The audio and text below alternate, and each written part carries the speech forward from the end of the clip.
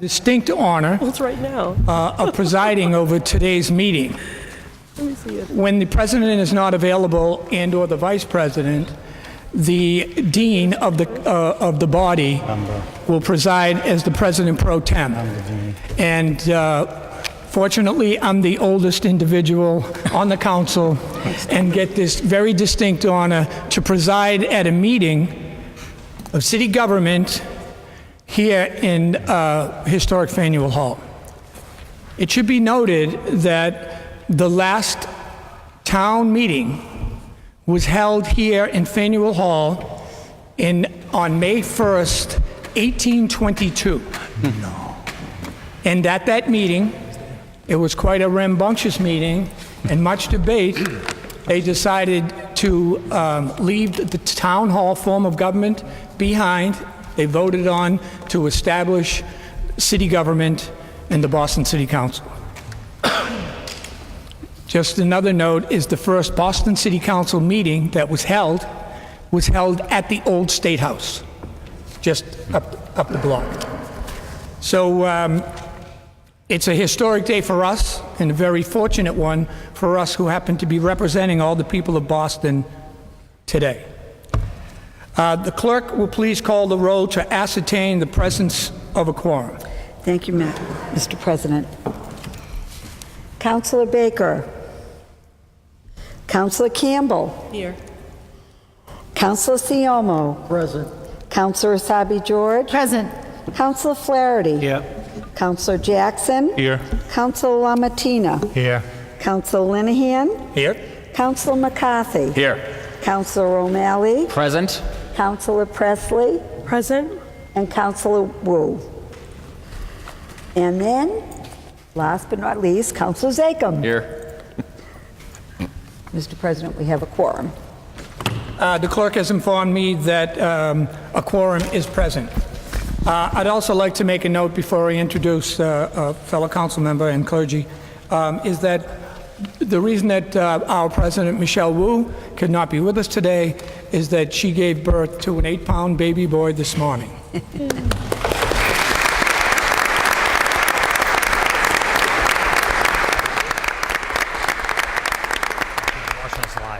And Councilor Baker could not be with us here today because he's at Harvard University at a special program. So with Councilor Baker at Harvard, Harvard will never be the same.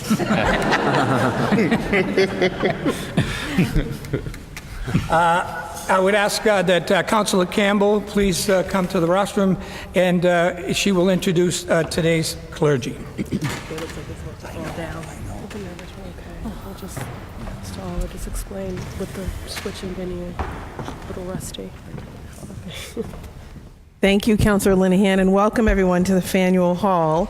I have the unique pleasure and honor to introduce Reverend Merlande Desrosiers.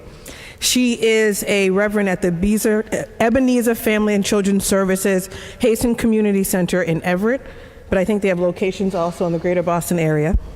She's a graduate of Suffolk University School of Government and Law, an ordained pastor, a fellow of the Tufts University School of Medicine. She is the founder of the Haitian Community Center that has many branches also throughout the greater Boston area.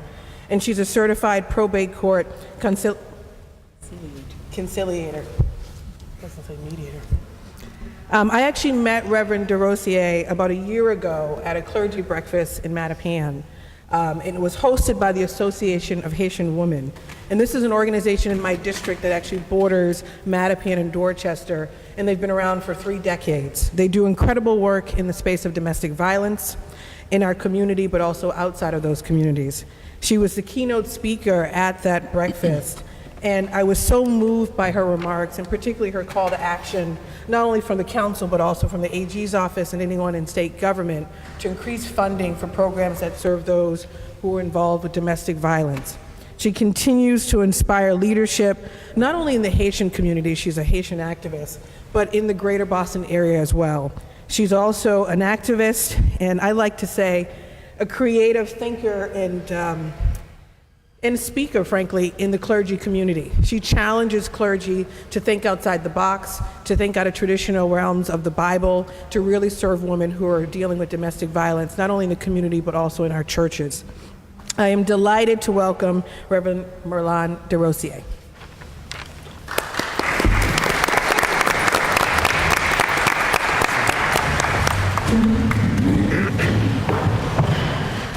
Good morning.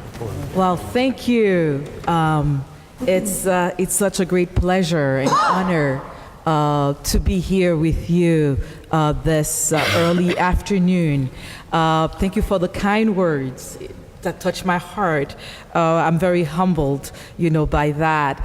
And I greet, the chamber today, and really want to thank you for the wonderful work that God has bestowed upon you to do.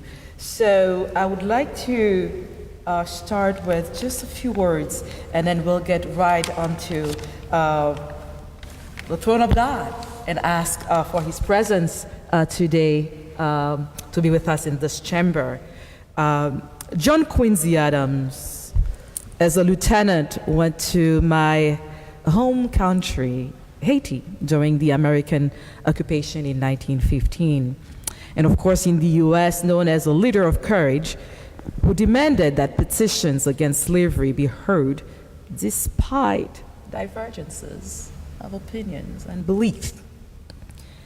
And so he said, in a quote I would say share with you, if your actions inspire others to dream more, to learn more, to become more, that's when you know you are a leader. So I know that your actions, City Council, have done that. And I pray that you continue to inspire those under your leadership to do more. And so I would like for us to bow down our heads tonight, this afternoon, as we go to the Lord and ask Him for His presence today. Glorious God, Lord of lords, King of kings, God of compassion and justice, on behalf of all those who are assembled here today, thank you. Thank you, first of all, for who you are, for the life that you have breathed unto us, for the endless blessings you have poured out. Thank you for the City Council to be able to serve your people. Your inspired divine word says, governments should use wisdom to rule and to make laws that are just, laws that are wise.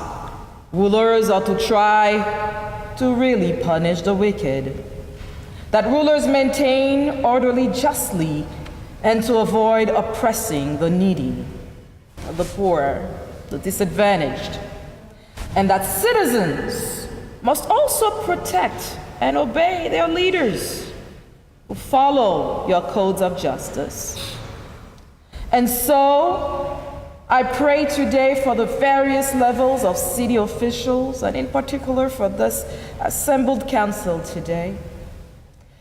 And I'm asking that you would graciously grant them virtues that are so dear to you, for them to be leaders. Some of them as integrity, courage, and yes, affinity in their service. Affinity to help them lead, to help them to continue the great work they've started, but also ability and affinity in the struggles that Bostonians are up against, to fight eternal divergences, to stand up against epidemic brutality, against all people, to fight all forms of discrimination, to be able in unity to form policies, ordinances, laws that benefit every citizen. We pray for the mayor and its administration, the commissioner, the Boston Police Department, law enforcement officers, that you continue to touch their hearts and also protect their families who also sacrifice so that they can serve. We pray for the many citizens and families and boys and girls and senior citizens in the city. May their cry be heard by this chamber. May their cry and their needs be attended to. We ask you to inspire each and every one of us gathered here today, and those who are close and far, so that we can look upon you, upon your mercy, and use all the virtues to serve, protect, and provide. We pray as your people, as your sons and daughters. Amen. Amen. Thank you, Pastor, for that inspiring message. And Councilor Campbell, if you remain standing, would lead us in the Pledge of Allegiance. Pledge allegiance to the flag of the United States of America and to the republic for which it stands, one nation, under God, indivisible, with liberty and justice for all.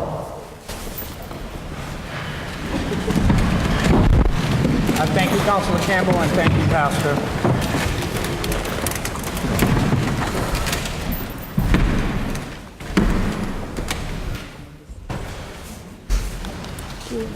If there are no corrections to be made, the minutes of the last meeting will stand approved. Okay, cool. Seeing and hearing no objections, the minutes are so approved. Yes.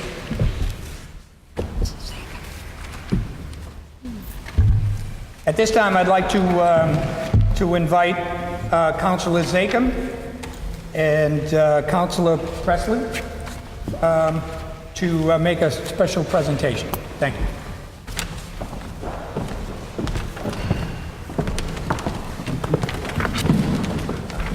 Thank you. Councilor Linehan, I just want to say it is quite different to be standing up here in Faneuil Hall so many centuries after some of the most inspiring words in our country's history were spoken in these halls. And we've got a lot to live up to, my friends, being in here.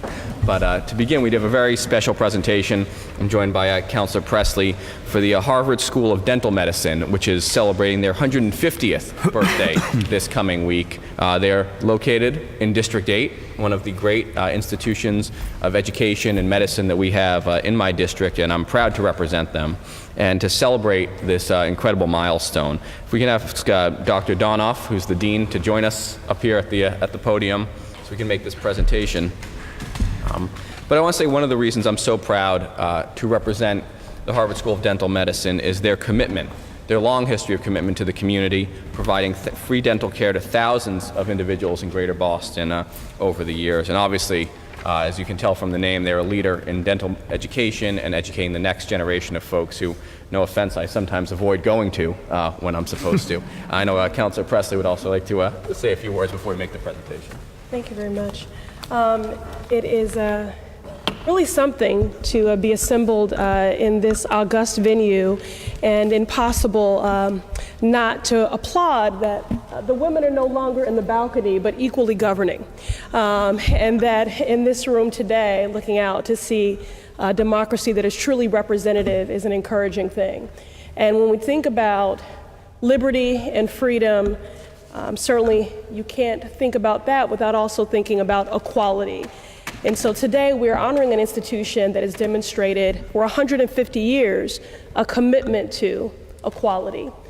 For those of you who may not know, Robert Tanner Freeman, who was the son of a slave, was the first African American to receive a degree in dentistry from this institution. And so we thank them for their early and steadfast commitment to diversity, to inclusion, to equality, and their efforts every day to ensure an equality in access to preventative dental care and treatment, because we know that equal access to health care is so critical to every other outcome. So we applaud you, we celebrate you, we affirm your contributions of the last 150 years, and wish you 150 more.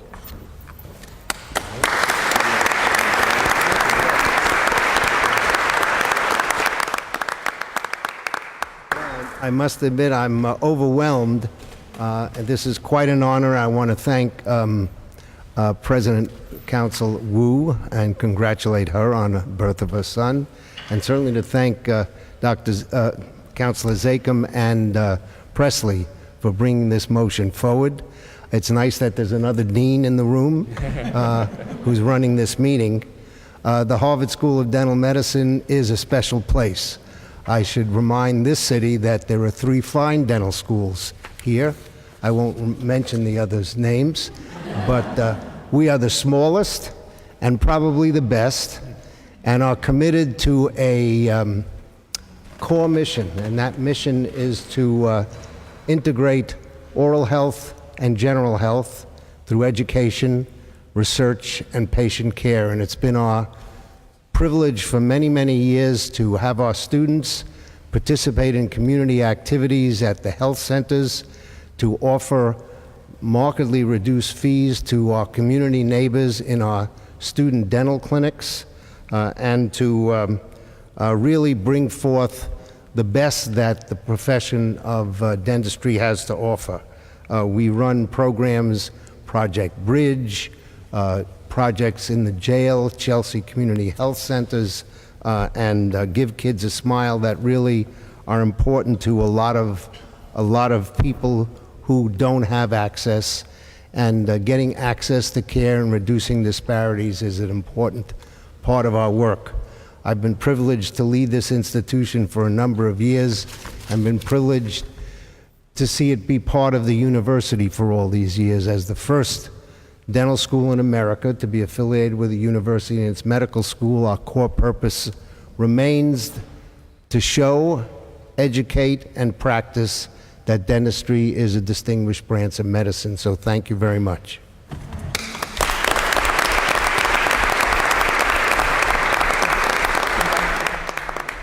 Join us for everyone that's donated. Mark? Okay. On the stage, the picture. All right, so we'll move up there. Stage, huh? So members of the dentistry school and Boston City Council go up on the stage for a quick historic photo.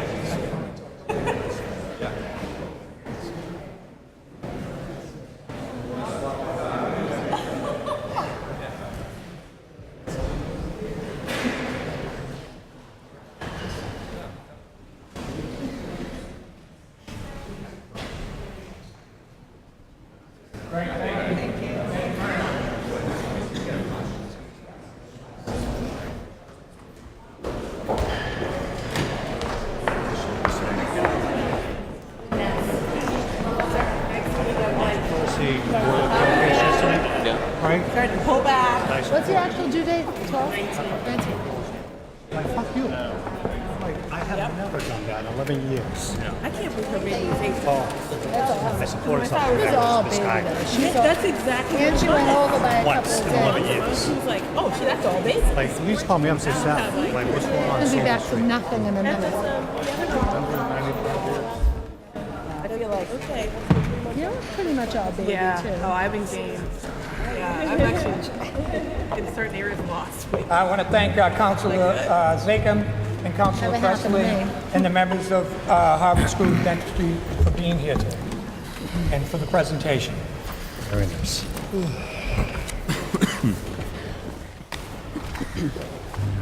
That worked out.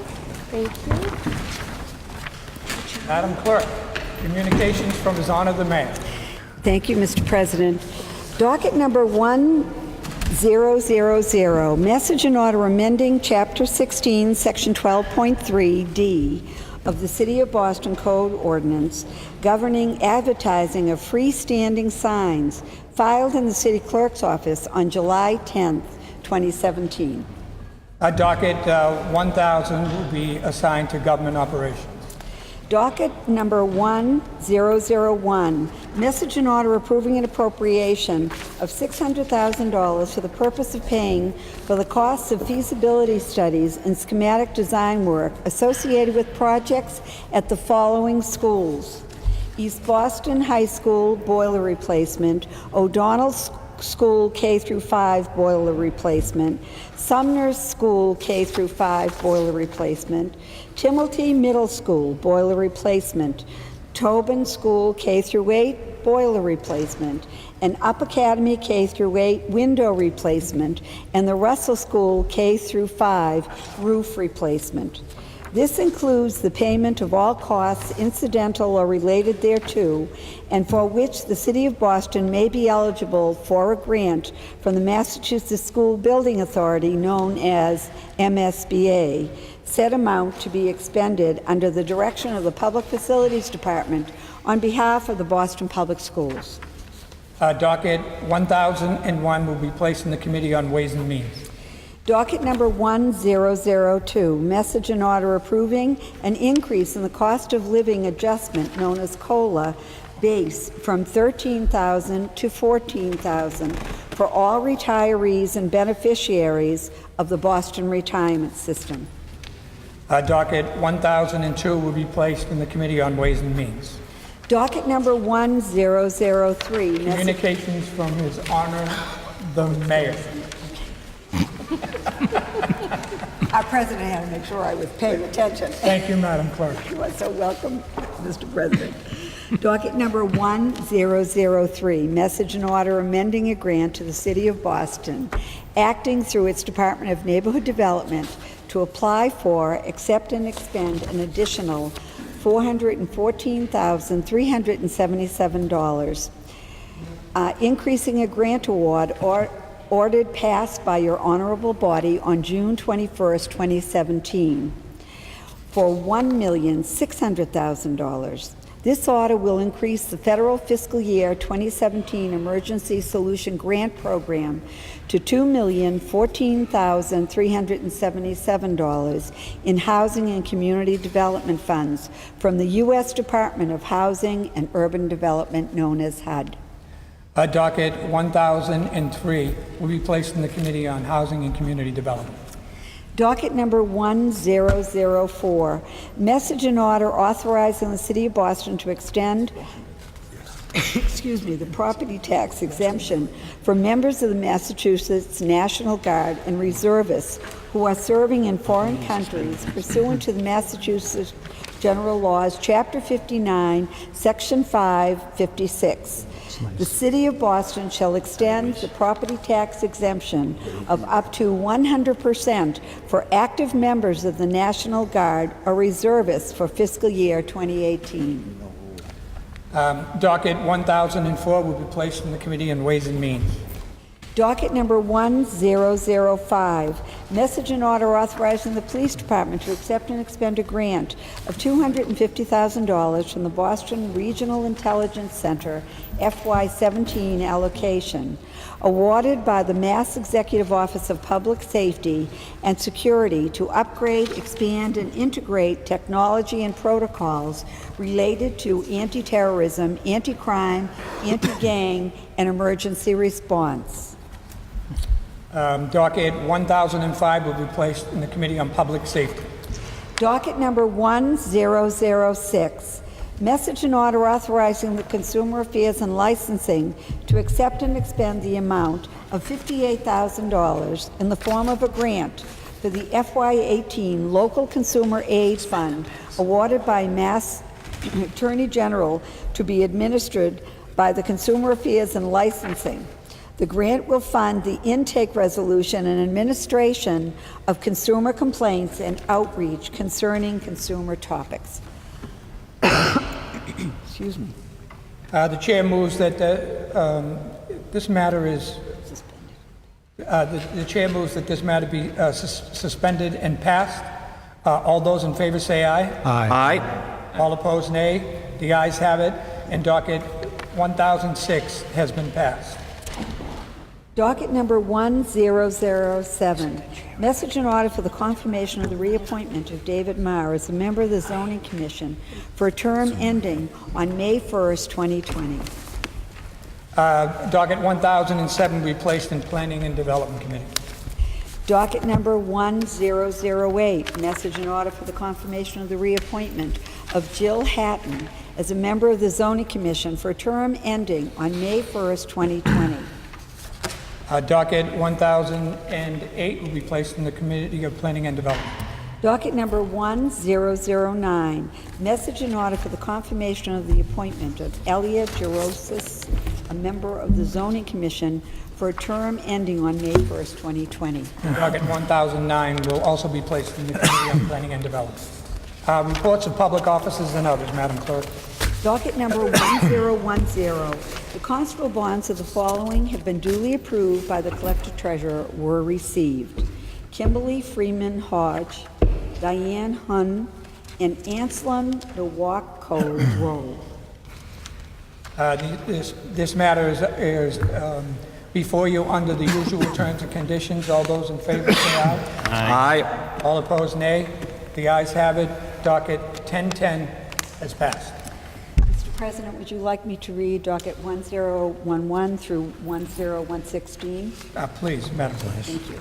Docket number 1011, notice is received from the City Clerk in accordance with Chapter 6 of the Ordinances of 1979 regarding action taken by the Mayor on papers acted upon by the City Council at its June 21st, 2017 meeting. Docket number 1012, notice is received from the City Clerk in accordance with Chapter 6 of the Ordinances of 1979 regarding action taken by the Mayor on papers acted upon by the City Council at its meeting of June 28, 2017.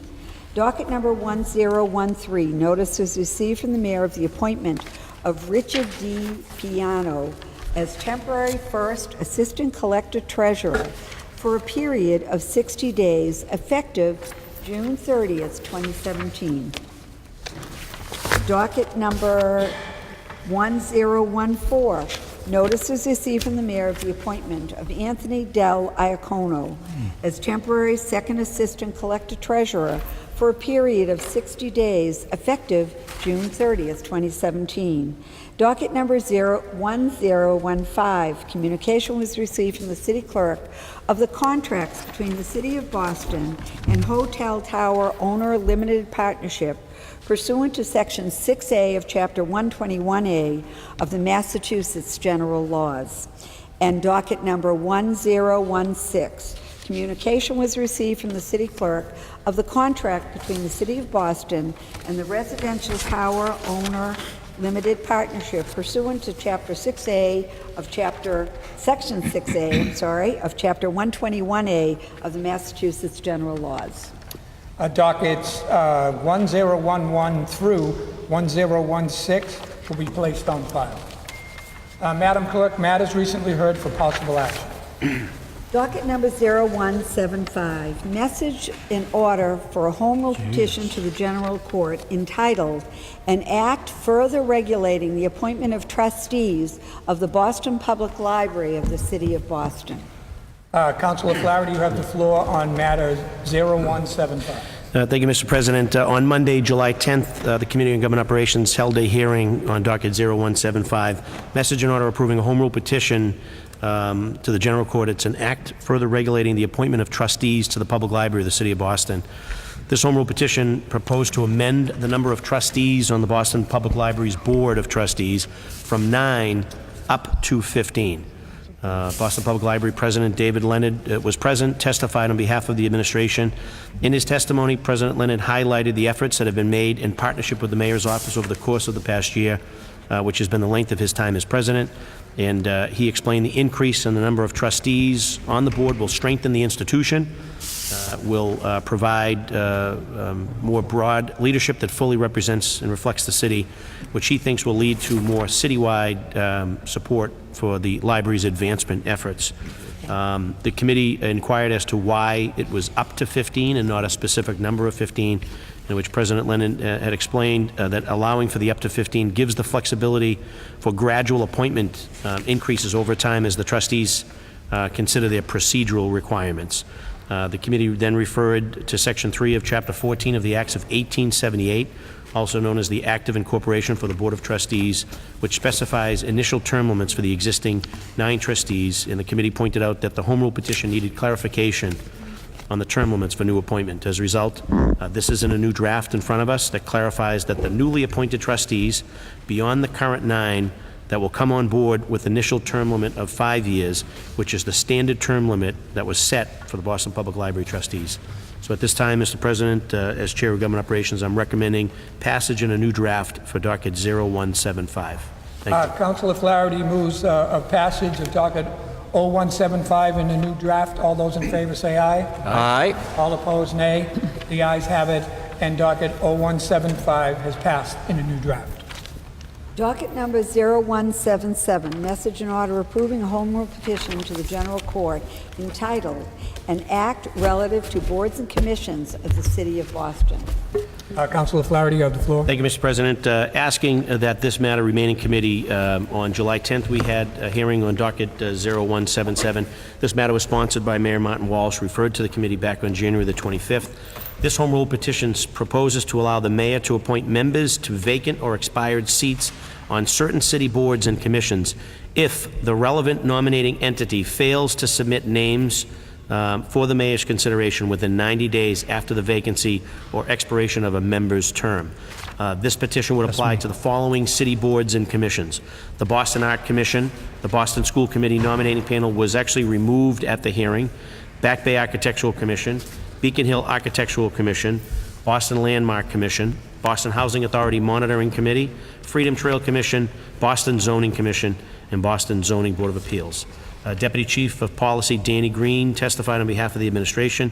In his testimony, he highlighted that the proposal would allow for smoother operations for transition for appointments to boards and commission. He did explain that there have been vacant seats on boards and commissions since 2004, and that this is a result of the mayor being proactive in his efforts to fill these seats, in doing so not getting cooperation by any incoming nominations. We also heard from Sam Tyler, president of the Municipal Research Bureau, who offered testimony. He expressed agreement to the deleted Boston School Committee nominating panel, which was taken out at the hearing, but also questioned the reasoning as to why some of the commissions, such as the zoning, were included. So at this time, given some of the reservations that were raised during the hearing and the need to form a working session with our colleagues, asking respectfully that this matter remain in committee. Thank you, Councilor Flaherty. Docket 0177 will remain in the Committee of Government Operations. Docket number 0877, message in order authorizing the Public Works Department to accept and expend a grant of $6 million to the Massachusetts Department of Transportation for pedestrian, bicycle, and traffic improvements on Summer Street in the South Boston Waterfront District. Councilor Lamartine, you have the floor. Thank you, Mr. President. On July 11, we had a meeting on the Committee on Parks, Recreation, and Transportation, There was a hearing concerning docket number 0877. At the hearing, I went there and Councilor Flaherty, and we heard testimony from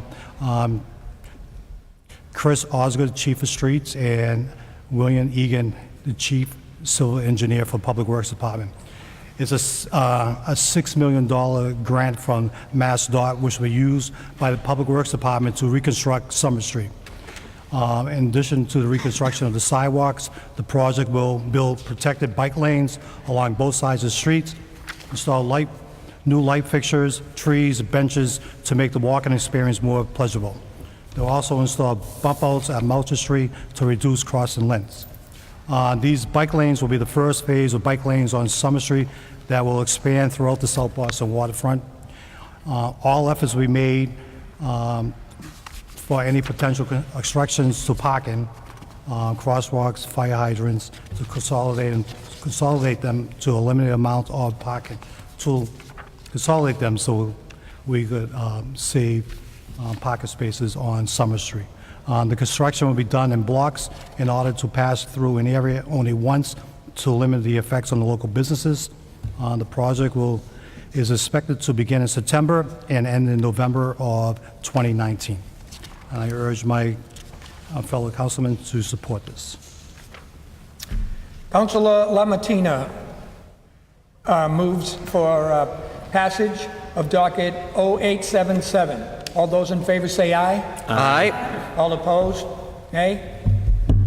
The ayes have it. Docket 0877 has passed. Madam Clerk, personnel orders, please. Docket number 1017, Councilor Wu for Councilor Lamattina. Councilor Lamattina moves suspension and passage of docket 1017. All those in favor say aye. Aye. All opposed, nay. The ayes have it. 1017 has passed. Docket number 1018, Councilor Wu for Councilor McCarthy. Councilor McCarthy moves suspension and passage of docket 1018. All those in favor say aye. Aye. All opposed, nay. The ayes have it. Docket 1018 has passed. At this time, we will do late file matters.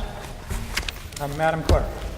First late file matter offered on July 11th, 2017. Councilor Wu for Councilor Campbell. Councilor Campbell moves suspension and passage of the first late file matter. All those in favor say aye. Aye. Aye. All opposed, nay. The ayes have it, and the first late file matter is passed. Councilor Wu for Councilor Linehan ordered. The chair moves suspension and passage of the second late file matter. All those in favor say aye. Aye. All opposed, nay. The ayes have it. The second late file matter is passed. Third late file is dated July 12, 2017. It is from Councilor Frank Baker of District 3. Dear President Wu, please be advised that I will not be in attendance at the Boston City Council meeting on Wednesday, July 17, 2017. Please ask that the City Clerk read this matter on public record. Sincerely, Frank Baker, Boston City Council, District 3. The third late file matter will be placed on file. At this time, anybody willing to pull matter from the green sheets? Councilor Lamattina. Thank you, Mr. President. I ask that you can pull docket number 0415. It's page 6. And Madam Clerk, could you read that into the record? On page 6 of 8, in the Committee of Parks, Recreation, and Transportation, docket number 0415, sponsored by the Mayor. Message and order authorizing the City of Boston to accept and expend a grant of $50,000 for the Hubway Bike Share System expansion, awarded by the Boston Planning and Development Agency to be administered by the Transportation Department. The grant will fund the city's overall efforts to close critical hubway gaps in transit-dependent neighborhoods by adding one station in North Allston to be matched with a second hubway station to be funded from another source. This matter was referred to committee on June 14, 2017. Councilor Lamattina. Excuse me, that is incorrect, I'm sorry. It was referred to committee on March 15th, 2017. Sorry, Mr. President. No problem, Madam Clerk, thank you. Councilor Lamartine, you have the floor. Thank you, Mr. President. Basically, I'm looking to suspend and pass docket number 0415. As the Madam Clerk says, it's $50 grant from BPDA to add a hubway station in North Austin and another station that the community is working on. Thank you. Any comments from colleagues? Okay. Councilor Lamartina moves for passage of docket 0415. All those in favor say aye. Aye. All opposed, nay. Docket 0415 has been passed. Councilor O'Malley. Rise to ask unanimous consent to make a brief statement. Okay, I thought you had another matter from the green sheet. Oh, no, I'm sorry. But that's okay, because there are no more matters from the green sheets? Great. Council, any objections? Councilor O'Malley, you have the Thank you, floor. Mr. President. I will rise because who knows when I'll be able to rise and give a speech in Faneuil Hall again. That's a good idea. Today is July 12th, which for 20 years was an unofficial holiday in this city. It was the day that then Council President Menino became Acting Mayor Menino, or Action Mayor Menino, as he prefers to be called. And for all of us up here, and I would venture a guess most of you sitting, you would at some point make a stop in Reedville on Council McCarthy Street on this day for barbecue. And I just wanted to rise because I'm thinking about our former mayor quite a bit today, and being in this room. In 2011, he swore me into this position along with many of you. In 2012, he delivered one of many States of the City speeches from this stage. In 2013, he announced that he would not be seeking re-election. In 2014, he was laid to rest after a far, far too short retirement. So as we stand here in the shadows of forefathers like Samuel Adams and James Otis and Tom Menino and the countless men and women, more importantly, the women whose names we don't know and will never know, I'm just reminded that because of the work of so many incredibly talented and dedicated men and women for nearly 400 years, we do indeed live in the greatest city in the greatest country in the world. So thank you, Mr. President. Very nice. Thank you, Councilor O'Malley. Thank you so much. Councilor Presley. Unanimous consent to make a statement? Any objections? Councilor Presley, you have the floor. Okay. I just wanted to, sorry, these chairs are a little bit harder to push back. Okay. I just wanted to, again, just extend heartfelt congratulations to Michelle and Connor and Blaze on their newest addition and cast, and also just commend the Council President on her leadership. We appreciate the opportunity and the excuse to assemble in this incredibly historic place, but the reason we are here is because we need the Council chamber to be more accessible. And so ultimately, although we'll be sad to leave here, it is wonderful to know that we'll be returning to a chamber where we can ensure that more people can have access to see the legislative body and democracy at work. And that is a great thing and worth the inconvenience. So I just wanted to commend Councilor Booth for her leadership in making sure that we got that done. Thank you. Thank you, Councilor Presley. Councilor Flaherty. Unanimous consent to make a statement, Mr. President. Any objections? You have the floor, Councilor Just would like Flaherty. to give my colleagues an update, as well as those in attendance and those viewing at home. Hopeful, the Committee on Government Operations, working with Staff Attorney Christine O'Donnell, has been doing phenomenal work on some drafting, some redrafting, some revisions, also working with the administration with respect to the Jim Brooks Stabilization Act, as well as a standalone ordinance to deal with the data collection piece, so that we can ascertain where these evictions are taking place and who's doing them, and also hopeful that we could also be presenting something on CPA, all for our next meeting, which I believe is August the 2nd. So again, working very hard to make that happen, but just want to give colleagues an update that our August 2nd date, we should have several pieces of legislation ready to go. Thank you, Mr. President. Thank you, Councilor Flaherty.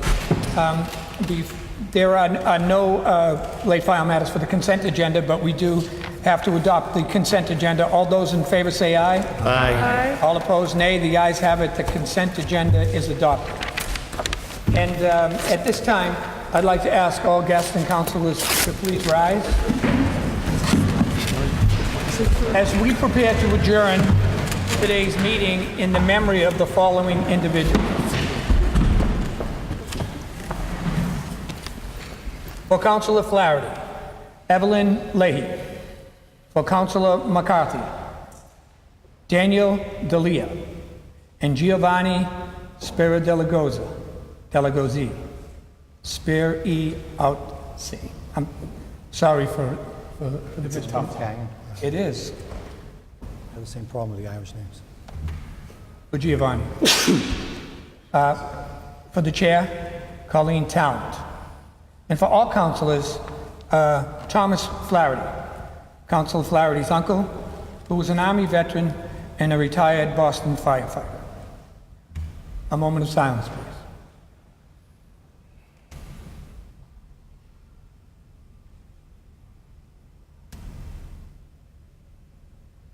Thank you. The chair moves that when the council adjourns today, it does so in memory of the aforementioned individuals. It is scheduled to meet again on Wednesday, October 2nd, 2017, at noon, back here at Faneuil. August. What did I say? October. August 2nd. You said you wanted the summer off. I thought, sorry, Michelle. August 2nd, 2017, at noon, here at Faneuil Hall. All those in favor of adjournment, say aye. Aye. All opposed, nay. And the ayes have it, and the council is so adjourned. Thank you. Thank you. Thank you very much. Congratulations.